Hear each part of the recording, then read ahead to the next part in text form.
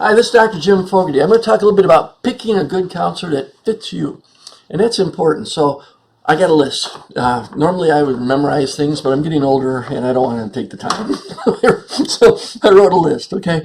First thing is interview counselors before entering a therapeutic relationship. Make sure they fit you. Make sure that they have the skills. Like, for example, I help people with all kinds of wounds. Whether it's going through a divorce, a loss, trauma, crisis, abuse, whatever it might be. That's what I work with. So whatever that you're looking for, you want to make sure that they're very knowledgeable and been doing it for many years. This is one of those careers, mental health, where the more years experience you have, the better as well. And so make sure that they're a good fit for you. Make sure they're comfortable with what you believe in, all those kinds of things. Just have an hour of an interview to see if this is some person that you want to connect with as well. Ask them directly about their understanding of Catholic beliefs. I'm the Catholic psychologist. I figure that's why you are watching me, are mostly Catholic. But talk about your Catholic beliefs. Some people come to me because they know I'm Catholic, and they say, well, we believe certain things that some people may think you're psychotic. I always say, we're not crazy, we're Catholics, And so, for example, we believe that if we pray, those in heaven who knew us can hear our prayers. Those kinds of things. So make sure you get somebody who's comfortable with that, whether they're Catholic or not. Make sure that they're comfortable with your beliefs and how you're going to look at things and talk about stuff too. Remember, they're your helper, your consultant. Good Catholics are humble. Good Christians are humble. Bad therapists are arrogant, very arrogant. And folks, there's a lot of arrogance in this industry when it comes to therapists as well. And one of the biggest things that stops people from accepting God is arrogance. In other words, I'm godlike. I don't need God. Those kinds of things. And so arrogance is one of the biggest sins that really messes up relationships bad.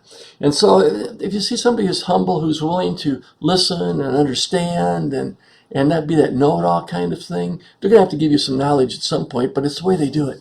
And if you give you knowledge in that kind, gentle manner that it's optional for you, you get to pick and choose what you're going to do, terrific. But I tell you, there's a lot of arrogance in mental health. And so you want to rule that out in the therapist that you have as well. Ask your counselor to pray with you. Are they comfortable with that? Can you tell if they've done it before? Ask them those things. Especially if you can ask them if you want to pray before every session.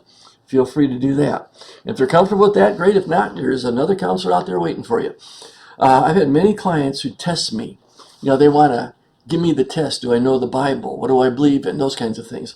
Folks, when it comes to being Catholic or Christian or anything like this, there are so many different opinions. Some people would say, you shouldn't go see a psychologist. Well, you can see a psychologist who only picks therapeutic things that are consistent with God.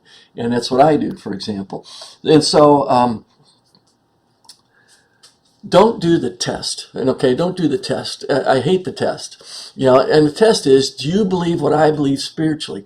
And folks, sometimes our spiritual thoughts need to be challenged a bit. And so if I'm a spiritual person, you can challenge me a little bit about my beliefs, and I can challenge you and still be friendly. It's not like politics where everybody hates each other, this kind of thing. We can still be really friendly about this as well. But forget the test. Just see if they're solid with what you believe. Now, try 3 or 4 sessions to determine if you're comfortable with that person. And never fear, saying, hey, I don't think I'm comfortable. Just say that.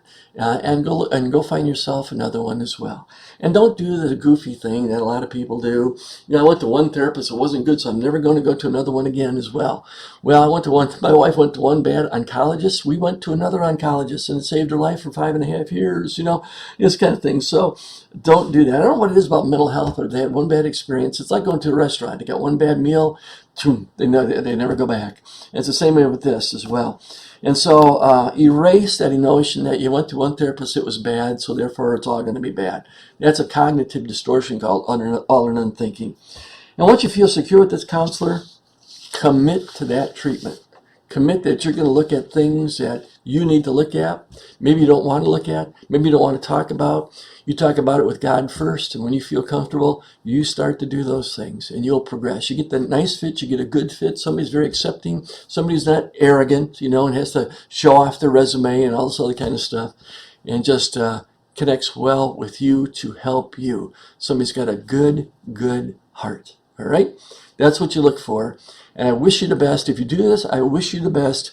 and stick to it. In other words, if you get a therapist 3-4 sessions in, you're not happy, go to another one, start all over again, and it's worth it. Believe me, once you get that right fit, it will be worth it for sure. God bless. Take care.